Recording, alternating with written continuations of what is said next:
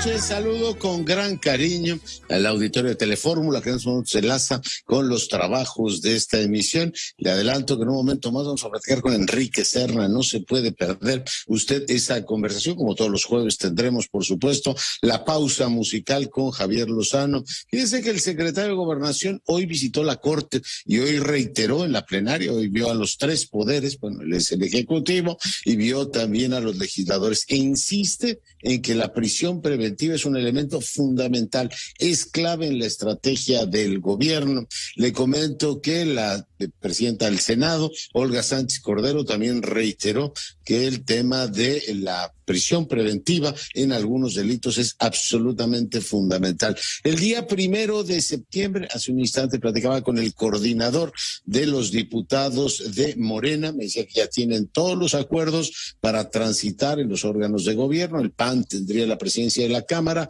la Junta de Coordinación Política iría a la mayoría, en este caso a Morena, y ya sabemos que el presidente de la República presentará por la vía de la iniciativa preferente modificaciones a una serie de leyes orgánicas para que la Guardia Nacional pase, entre otras cosas, a depender de Sedena. Ahí hay un tema constitucional pendiente, veremos cómo lo resuelven.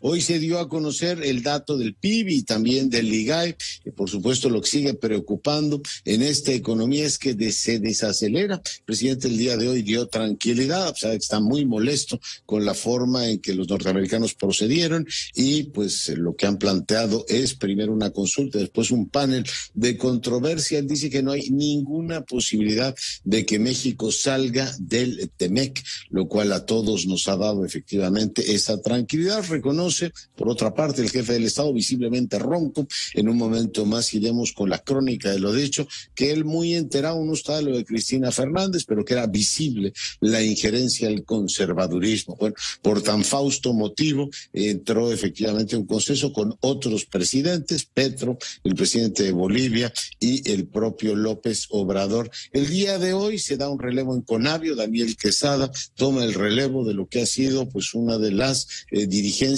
más fecundas y creativas al frente de un organismo como Conavio, el doctor José Sarucán. La Conferencia Episcopal de México dice: volvamos a lo esencial. Lo esencial es efectivamente educar a los niños y jóvenes. Ningún proyecto político puede justificar el que el sistema educativo se quede efectivamente en la lógica política. Ricardo Monreal se desmarca de las corcholatas, dice que él no es corcholata, que él, bueno, pues ya dice que es el arma secreta del presidente, y también dice que les va a ganar a todos, ¿no?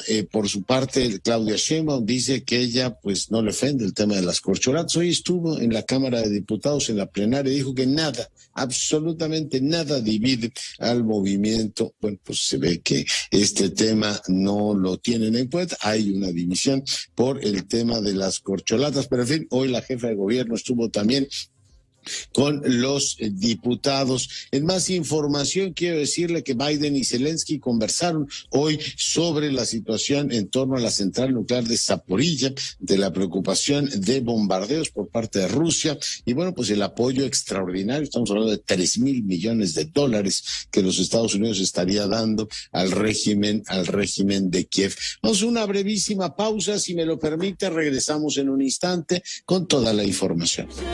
Seguimos con la información. Hoy el INEGI dio a conocer dos elementos fundamentales. Uno es el Producto Interno Bruto de este país, que bueno, pues en términos generales lo que viene es a ratificar lo que los indicadores adelantados. Fíjense cómo tener un sistema estadístico tan sofisticado como que tiene este país, ojalá no lo desmonten, nos permite conocer con anticipación cómo se están moviendo las diferentes categorías, los diferentes elementos. Ya teníamos una idea de que el PIB vendría en torno al 1.9%, y en este caso queda confirmado. Creció en el interanual 1.9%, traemos los servicios, lo hemos comentado ya en varias ocasiones, rezagados, crecen 0.9%, mientras que las secundarias crecen 3.3%, o sea, la locomotora económica de este país está en este caso en las manufacturas, en nuestra vinculación externa. Por cierto, veía que las que las remesas impactan más o menos un punto del PIB, lo cual es impresionante. Si a esto sumamos las exportaciones, pues tenemos una economía como la nuestra muy vinculada al exterior, que explica esto. 3.3% crecen las secundarias, las primarias más tibias 1.4%. Este fue el dato del PIB que hoy dio a conocer la autoridad. Y por otro lado, también nos dio a conocer el IGAE, el famoso indicador global de la actividad económica, que con cifras desestacionalizadas lo tuvimos en términos negativos, 0.3, lo cual quiere decir que va como el globo de la economía mexicana perdiendo gas poquito a poco, 0.3 en esta última medición, 1.8 en la interanual. Las que pierden mucho en la última toma son las primarias, 6%, está como para pensarlo. Cada una 6% abajo, las secundarias se ralentiza un poquito, supongo que por efecto de el desempeño de los Estados Unidos, ya nos lo comentarán los especialistas, y las terciarias planas, en cero, se ubica, con lo cual es el indicador que hoy tenemos precisamente de el indicador global de actividad económica. Seguimos con la información. Sara Pablo, buenas noches. ¿Qué dijo el presidente? El presidente Andrés Manuel López Obrador confesó que lo tomó por sorpresa la solicitud de consultas iniciada por el gobierno de Estados Unidos, debido a que considera que las nuevas reglas en el sector eléctrico afectan a las empresas y violentan el TEMEC. Señaló que no tienen razón y confió en que el diferendo se resuelva en el proceso de consultas para no llegar a un panel internacional en el que México mantendría su postura. Descartó ruptura o que exista la posibilidad de que nuestro país abandone el acuerdo comercial y calificó como majadera la solicitud por los argumentos que ahí se expresan. No se debió solicitar la consulta, no había motivo, no se informó bien al gobierno de Estados Unidos y totalmente majadera, un tono soberbio de prepotencia. Entonces la señora encargada del comercio de Estados Unidos diciendo que era muy buena la reforma y que además lo que nosotros estábamos haciendo estaba mal al reformar nuestra ley eléctrica. ¿De cuándo acá un gobierno extranjero con qué derecho va a decidir cómo deben de ser las leyes en otro país? Aseguró que al margen de las consultas la relación bilateral es buena y las inversiones siguen llegando, y puso en duda las declaraciones del embajador estadounidense Ken Salazar, quien dijo que hasta que no se resuelvan las consultas, algunas empresas de su país mantienen suspendidas sus inversiones. Eso solo que haya una decisión política de la Casa Blanca, así, una ruptura, y aún así les aseguro que seguiría llegando inversión a México. En otro tema, el presidente López Obrador descartó acudir de manera presencial a comparecer a la Fiscalía por el caso de su hermano Pío, quien apareció en 2 videos recibiendo dinero de David León, colaborador del exgobernador de Chiapas, Manuel Velasco. Dijo que en todo caso enviaría un texto y consideró que la Fiscalía debe entregar toda la información al Instituto Nacional Electoral. Sí, que se entregue todo. ¿Qué puede suceder? Nada, más que la politiquería. No tengo nada de qué reprochar. Y lo que sé es de que pues yo no soy corrupto. ¿Y su hermano? Tampoco. El presidente apareció con una visible ronquera. Después, a lo largo de las 2 horas y 16 minutos de conferencia, se le aclaró un poco la garganta, descartó hacerse una prueba de COVID o someterse a una revisión médica. Dijo que mantendrá su agenda. Sí, estoy ronco. No, yo espero que ya el día de hoy mejore. Amanecí así. Y al hablar del apoyo expresado a la vicepresidenta de Argentina, Cristina Kirchner, a quien se investiga por corrupción, el presidente puso una vez más el video del discurso que pronunció en la Cámara de Diputados durante el proceso de desafuero. Con imágenes de Alberto Tláhuiz en Grupo Fórmula, Sara Pablo. Gracias, Sara, y seguimos con la información. Dice que el día de hoy El Economista publica una encuesta de Mitofsky. Lamentablemente, pues la percepción de la violencia en nuestro país sigue creciendo. 49.3% de los mexicanos cree que ya se ha incrementado la violencia, lo cual no es un asunto menor. En este caso, el 25% dice que la misma de toda la vida y solamente un 23% considera que la violencia ha bajado. Seguimos, por tanto, con esta percepción que es muy parecida a la que tenemos en materia de impunidad. Y pues yo supongo que la gente pues, no se inventa cosas, ¿no? Las percepciones se nutren de la realidad. Juan Antonio Jiménez, te saludo. ¿Qué tal, doctor? Muy buenas noches. La Suprema Corte de Justicia de la Nación informó que la discusión en el Pleno relativa a los temas de la prisión preventiva oficiosa se llevarán a cabo a partir del próximo lunes 5 de septiembre. Así lo dio a conocer el ministro presidente Arturo Saldívar antes de iniciar la sesión de este jueves, tras la expectativa que ha causado el proyecto presentado por el ministro Luis María Aguilar Morales, donde propone declarar inconstitucional la prisión preventiva al considerar que esta medida es violatoria de derechos humanos previstos en tratados internacionales. El proyecto señala que no hay ningún argumento a favor de la existencia de esta figura, que no se encuentra ligado al uso arbitrario del poder punitivo. Argumentar que a favor de su vigencia solo puede hacerse a la sombra de los derechos humanos y de forma ajena a la realidad imperante que hay en el país. Informo a la opinión pública que por acuerdo de este Tribunal Pleno, los asuntos relacionados con la prisión preventiva oficiosa se verán en la sesión del lunes 5 de septiembre. Cabe subrayar que la prisión preventiva oficiosa es una figura dictada automáticamente por el juez cuando un acusado es vinculado a proceso por alguno de los delitos graves previstos en el artículo 19 constitucional. Existen 16 delitos previstos que contemplan la prisión preventiva oficiosa, entre los que destacan el abuso, violencia sexual contra menores, delincuencia organizada, homicidio doloso, feminicidio, violación, secuestro, trata de personas, robo de casa, habitación, uso de programas sociales con fines electorales, corrupción, robo al transporte de carga, huachicol, entre otros. El próximo 29 de agosto también se mencionó, la Suprema Corte discutirá el derecho de las audiencias a partir de las 12 del día. Doctor, el reporte. Gracias, Juan Antonio. Y vamos ahora a revisar lo más relevante en los estados que nos tienen nuestros corresponsales. ¿Qué tal, doctor? ¿Cómo está? Buenas noches. En efecto, hoy la Fiscalía de Jalisco dio a conocer los resultados a la prueba de grafoscopía realizada a las amenazas escritas en el muro del edificio en el que habitaba Luz Raquel Padilla, la mujer que murió tras presuntamente ser quemada viva en un parque público de Zapopan hace de esto ya lamentablemente 35 días. Sigue activa la línea de investigación de feminicidio, pero pues también se van aportando pruebas hacia otro sentido. Quien refirió este asunto, el resultado de grafoscopía, fue Quetzali Mesa, perito en documentos cuestionados del propio Instituto Jalisciense de Ciencias Forenses. Explicaba a través de un video presentado por la Fiscalía de Jalisco que la prueba realizada a las letras plasmadas en el muro, aquellas que se denunciaron en mayo de este mismo año, por parte de la hoy fallecida, se determinó que no corresponden a las de Sergio N., el hombre que estaba detenido y que hoy fue puesto en libertad para seguir el proceso bajo caución. Terminó el plazo que había fijado el juez para que se dieran más pruebas por parte de la Fiscalía, y a su vez que se descarta que él haya sido quien escribió. La misma prueba identifica, de acuerdo a esta perito, que la escritura plasmada en los muros y la escritura de Luz Raquel remitida por el Ministerio Público sí que se da a conocer a partir pues de la ciencia, que era lo que se estaba exigiendo por parte de la ciudadanía y también por parte de grupos feministas. Ese reporte, doctor.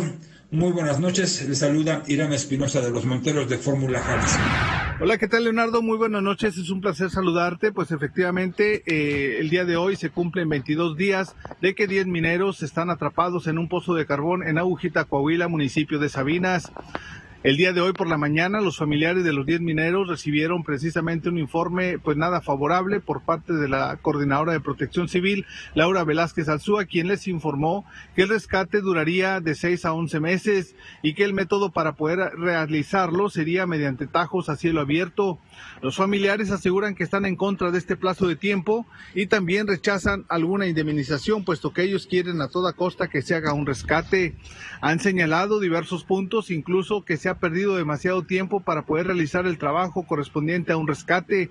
Lo cierto es que uno de los principales enemigos a los que se han enfrentado es el agua, que no ha dejado de fluir de las cavidades, y por lo tanto están precisamente totalmente angustiados porque el rescate no se ha logrado establecer.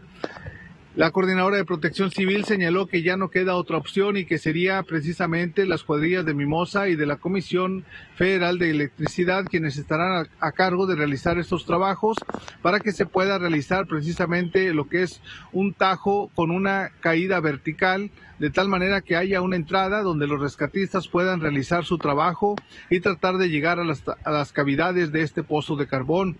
No es nada alentadora esta noticia, por lo cual los familiares están totalmente conmocionados. Nosotros no queremos dinero, los queremos a ellos.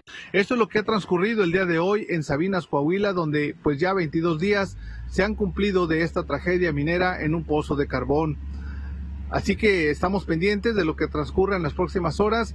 Desde Sabinas, Coahuila, corresponsal de Grupo Región, Moisés Santiago, para Grupo Fórmula. Sociólogo centenario, que bueno, pues hizo este trabajo de recopilación de la lengua náhuatl en todo el valle. Y bueno, pues recuerdo algunos relatos que recogió don Pablo González Casanova, sobre los relatos en Tepoztlán y en otros puntos donde era común que se hablara efectivamente la lengua náhuatl. Bueno, pues nos preocupamos mucho de un pasado, pero no necesariamente cuidamos que ese pasado, todo el legado que de ese pasado nos llega. Dejo ese tema y voy ahora a otros asuntos. Hoy publicó el Universal una interesante encuesta sobre intención de voto de Morena aquí en la capital de la República. Sigue manteniendo una posición muy buena, 46% votaría por ese partido, 31% lo haría por el PAN. Cuando suma uno, que en este caso a los partidos, pues están en zona de competencias, por tanto la capital de la República es literalmente una moneda en el aire. Lo más llamativo es que el secretario de Seguridad, Omar García Harfuch, es la mejor cara de Morena, a pesar de que, bueno, usted sabe que hay otros aspirantes, empezando por el presidente nacional de Morena, Mario Delgado, Clara Jurada, que ha sido delegada, bueno, alcaldesa ahora, en varias ocasiones de Iztapalapa, naturalmente el secretario de Gobierno, Martí Batres, Ricardo Monreal, que ya intentó ser candidato de Morena, y las encuestas, entre comillas, decidieron que fuera Claudia Sheinbaum, y está por Rosa Isela Rodríguez, que trasciende en los círculos políticos, que es la que el presidente empuja con más, en este caso, ánimo. Pero bueno, Omar García Harfuch encabeza en este caso, intención de voto, y bueno, pues veo que Salomón Chertorivsky, el diputado federal, comentarista de este espacio, avanza también de manera importante en el ánimo de los capitalinos.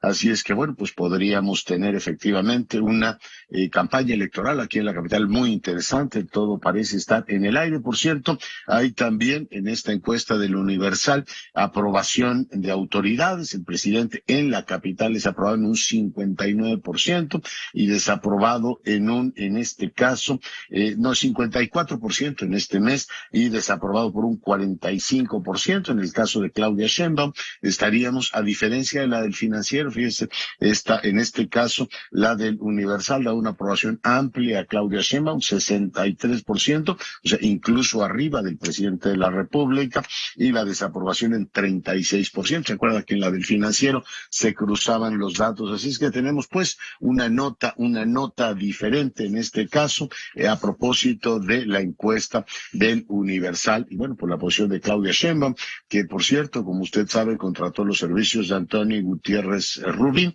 Hoy leía un perfil de Janet López Ponce en Milenio, muy interesante, ¿no? Un hombre muy versado en los temas de TikTok, y aunque no estábamos en campaña electoral, pues lo han contratado por aquello de si se ofrece, ¿no? Ahí están los servicios de este hombre que parece que hizo milagros para hacer crecer seguidores de TikTok a Petro y a otros políticos en América del Sur. Vamos ahora a abrir una ventana a la literatura. Le decía hace algunos días que en Argentina dicen que Carlitos Gardel cada día canta mejor. Yo digo que Enrique Serna, aquí en México, cada vez escribe mejor. No sé cómo lo hace y en un momento más se lo voy a preguntar, pero cada día supera, te lo lee todos los viernes en su artículo, pero en su obra literaria parece que cada día se supera él mismo. Enrique Serna, maestro, un privilegio recibirte.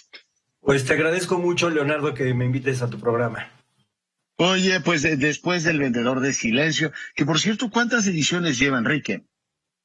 Pues lleva como 8 en la actualidad, sí. Como 8, además ha sido premiado, reconocido y galardonado por esta estupenda novela. Más falta que recuerde El seductor de la patria y otras más, efectivamente, que vemos a la pluma de Enrique Serna. Ahora está en librerías Lealtad al fantasma, una serie de relatos, narraciones o cuentos. ¿Cuál es el nombre preciso, Enrique? Pues son cuentos y 2 de ellos, el primero y el penúltimo, son novelas cortas, creo, por su extensión, ¿no? Yo, por mi experiencia quizá de novelista, tiendo a hacer estudios de carácter más o menos profundos y eso me obliga a necesitar bastante espacio a veces, ¿no? Porque sí tienen dimensiones diferentes. Yo recuerdo, había relatos, ¿no? Los de Stendhal o narraciones como las de Pushkin, que también varían mucho, ¿no? Algunas son más largas, otras son un poquito más breves. Todas ellas son, por supuesto, sorprendentes, pero quiero decirte que en esta ocasión me has metido una especie como de miedo al cuerpo, Enrique, porque parece que hay vidas así, vidas burguesas, muy bien organizadas, que uno tiene perfectamente controlado, y de pronto llega un duendecillo o quien sea, una señorita con un anillo, y te desmadra, perdón por el verbo, absolutamente todo, Enrique. Pues sí, yo creo que esas cosas pueden ocurrir desde luego, y lo paradójico es que pues muchos seres humanos estamos a veces deseando que alguien nos arrebate el albedrío, ¿no? Porque digamos que el ideal amoroso en parte es eso, ¿no? Ceder gran parte el timón de tu alma a la persona amada.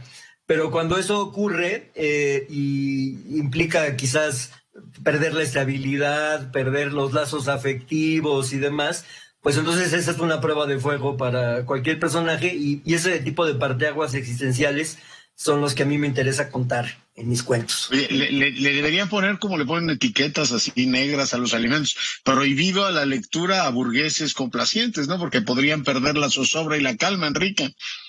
Pues sí, yo diría también que no se deje al alcance de los niños, ¿no? Es un libro absolutamente, efectivamente, bueno, pues muy, muy interesante, porque además te hace ver o te hace sentir que tu vida pende de un hilo. Me resultó absolutamente deslumbrante. Yo no sé si habías escrito un relato, o en este caso una novela corta como la del Anillo, pero eso vale un premio Nobel de literatura, querido. Hombre, gracias, ojalá hazme la buena.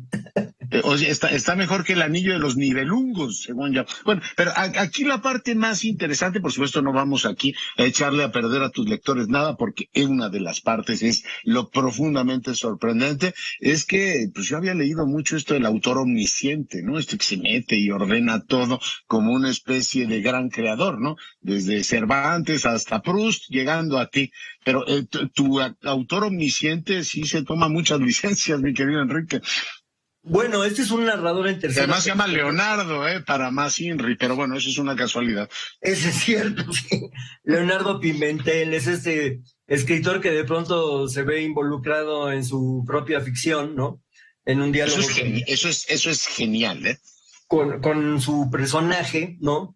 Y bueno, pues yo traté de hacer una parodia en ese pasaje del cuento de las tribulaciones en las que se puede ver metido un escritor, ¿no? Cuando está luchando por resolver una trama, ¿no? Uh-huh. No, eso es fantástico, absolutamente. Y bueno, la novela va tomando ahí giros, o el relato va tomando giros sorprendentes que no revelamos más. Yo creo que esa, pues por supuesto todas son muy buenas, pero esa efectivamente encabeza con todo decoro, efectivamente, con toda fuerza, la serie de narraciones. El tema principal, ¿cuál es? Que finalmente las pasiones nos pueden ir dominando sin que nos demos cuenta, incluido en el caso de un fantasma que puede gozar, ay de mí como hombre o como mujer, ¿no? Y de pronto dices, ¿qué hago con el fantasma, Enrique? Pues yo creo que el tema son las transformaciones de una serie de personajes sometidos a un poder irresistible, que a veces es sobrehumano, que empieza a manejar las riendas de su destino, ¿no? Y esto está narrado con un punto de vista irónico, ¿no? Que trata de mostrar el lado ridículo que tenemos todos los seres humanos, incluyéndome a mí, por supuesto, pero a partir de una compenetración sentimental con mis personajes, ¿no? Oye, el de la chica esta que admira y tiene una pasión ahí absolutamente pues tóxica, ¿no? Con una actriz y empieza a vivir un poco su vida. También te permite relatar, además de las pasiones internas, la forma en que nos ven los americanos, la forma en que la comunidad mexicoamericana se relaciona efectivamente con el entorno, Enrique. Sí, fíjate que ese cuento yo lo ubiqué en Los Ángeles porque me parece que desgraciadamente el firmamento artístico o el mundillo del espectáculo en México ya no crea este tipo de idolatrías, ¿no? Entonces era más factible que esto ocurriera con una diva de Hollywood, y eso me llevó a la idea de cómo viven los mexicanos en Estados Unidos, ¿no? Mi personaje es una especie de renegada, ¿no? De esas empleadas de los malls de Los Ángeles que le responden en inglés a los mexicanos que le hablan en español, ¿no? Pero que... les cae gordísimo que les hables en español, ¿verdad? Sí, ella va sufriendo una serie de transformaciones que la llevan a hacer de un personaje que vive a expensas de la vida de esta diva de Hollywood, ¿no? A ser la dueña de su propio destino, y no solo eso, sino que también a marcarle, a ordenar la vida de la mujer a la que idolatra, ¿no? Oye, el hermano que efectivamente, bueno, pues ya tiene una vida muy ordenada y la intenta exorcizar, pero lo que es quizá más digno de ternura es la confianza de esta chica, el tibia, o ¿cómo la llamas? En la confianza, en el sistema de justicia norteamericano. Tú dices, pobrecita, ¿sigue creyendo que eso va a ocurrir? Pues sí, ella se aferra a esa esperanza, ¿no? Porque es algo que además a ella la salvaría del tremendo remordimiento que tiene encima, ¿no? Y bueno, esa es una especie de un juicio que yo digo en el cuento que es parecido al de el jugador de fútbol americano, este famoso que dividió a la comunidad de Estados Unidos entre blancos y negros, etcétera, ¿no? Y pues es un cuento que creo que está muy ligado con las demás ficciones del libro, ¿no? Porque aquí la idolatría también es una entrega de la voluntad hacia un ser supremo que ella convierte en una especie de diosa, ¿no? Ella vive por ella y en algún momento cobra una venganza a nombre de ella que ella de todas maneras no le pide. Me encanta cómo escribes al personaje, pero trabajas muy bien la contextualización, ¿no? O sea, muy bien llevado el tema, además de las pasiones y toda la parte irónica de lo que son los Estados Unidos hoy, Enrique.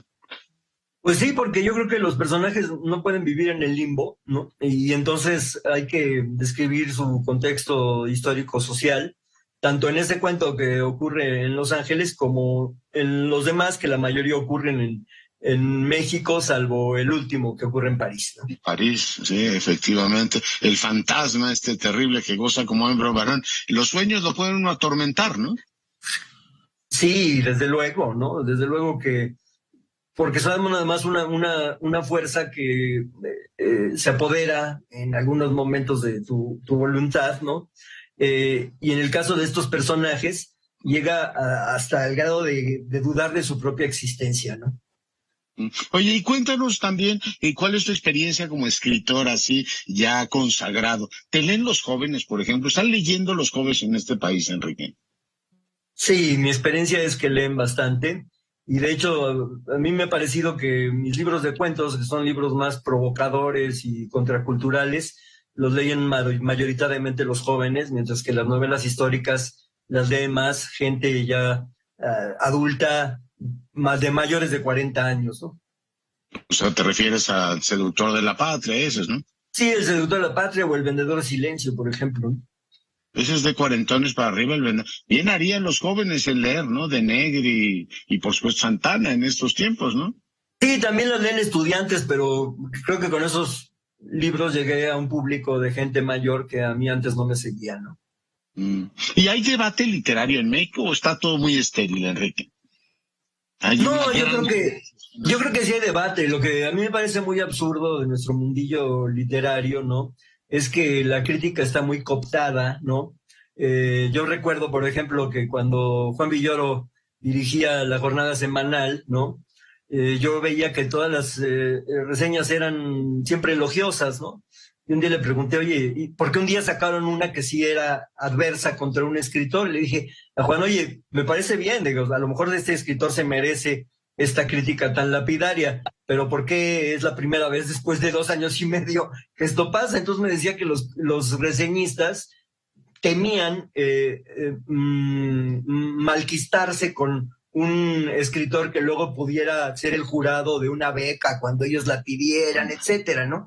Entonces estamos en una situación muy extraña en México, porque mientras que hay una enorme libertad para los comentaristas políticos, y ahí sí ya no hay mordaza ninguna, hay un sistema de intereses creados en el mundillo cultural que inhibe la crítica, ¿no? ¿Importan mucho las reseñas o ya el diálogo es más directo a través de las redes sociales? Por ejemplo, tú como que no estás muy presente en las redes sociales, te leemos en Milenio, pero ¿no es mucho más directa la relación ahora con los lectores?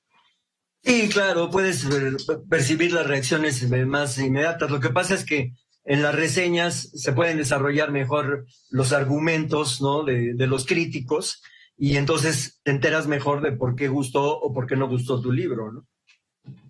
¿Y eso que es realmente relevante, Enrique? Yo creo que sí, porque finalmente, aunque el ego siempre salga lastimado ante una crítica desfavorable, hay algo de eso que puede llevar a que un escritor se esfuerce más y tenga más autocrítica y trate de enmendar sus errores, ¿no?